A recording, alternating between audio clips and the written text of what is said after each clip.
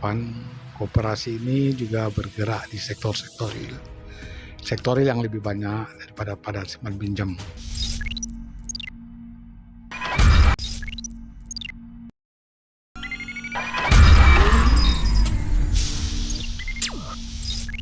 Pemirsa, saat ini kita bersama dengan Bapak Kepala Dinas Koperasi dan UKM Sumatera Barat, yaitu Bapak Nazwir.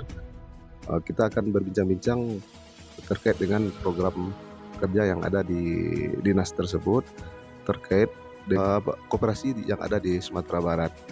Sejauh mana pemerintah provinsi telah melakukan pembinaan terhadap koperasi yang ada di kabupaten kota, terus bagaimana prospek koperasi. Mungkin Bapak Nazwir bisa menjelaskan kepada kita semua terkait dengan koperasi yang ada di Sumatera Barat sendiri, itu bagaimana perkembangannya, Pak? Karena kita lihat masih banyak dan ada koperasi-koperasi yang sehat, malah ada yang sampai mati juga gitu. Nah, jadi kita pengen tahu, Pak, terkait dengan perkembangan koperasi yang ada di Sumatera Barat. Pada sore hari ini kita bisa berdialog tentang permasalahan perkembangan koperasi yang ada di Sumatera Barat. Memang kalau kita lihat perkembangan koperasi yang ada di Sumatera Barat, ada 3.000 lebih koperasi yang di Sumatera Barat.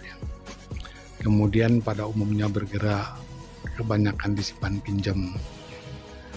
Kemudian kita juga berharap koperasi ini juga bergerak di sektor yang lebih banyak daripada pada simpan pinjam, sehingga kita coba mulai bahwa koperasi-koperasi yang bergerak di sektoril ini yang berkumpul itu adalah orang-orang yang mempunyai kepentingan ekonomi yang sama, sehingga yang berkumpul berdasarkan kepentingan ekonomi yang sama, sehingga koperasi lebih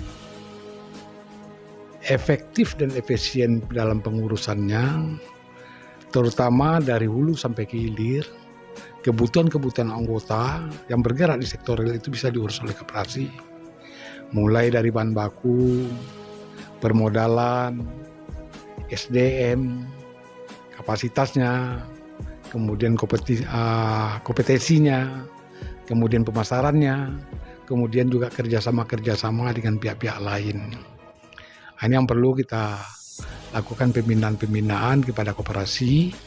Kalau nanti koperasinya sudah maju, ada produksi, namanya sektorial, tentu ada produksi daripada koperasi yang bersangkutan. Karena yang berkelompok itu adalah kelompok masyarakat yang mempunyai kepentingan ekonomi yang sama. Contohnya petani sama petani, pengrajin sama pengrajin, kemudian pembuat kue sama pembuat kue, kuliner sama kuliner, media juga sama media, ya. Hanya yang berkumpul secara baik. Nah, sehingga kepentingan yang melekat kepada anggota ini bisa difasilitasi.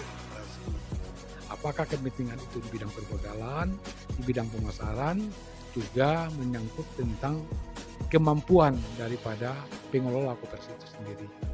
Karena koperasi itu dari anggota, oleh anggota, dan untuk anggota. Jadi anggota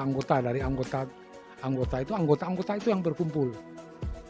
Kemudian anggota itu yang mengelola. Kemudian untuk keuntungan diperoleh koperasi untuk anggota itu semua. Pertumbuhan koperasi itu cukup bagus, ya. Tapi dari segi kuantitatif, ya.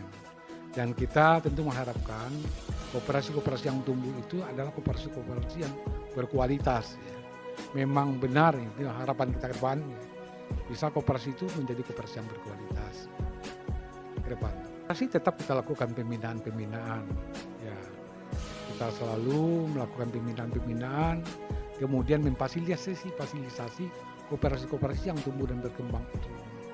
Kalau di bidang pemasaran, kita fasilitasi dalam bentuk kegiatan demo bisnis, ya.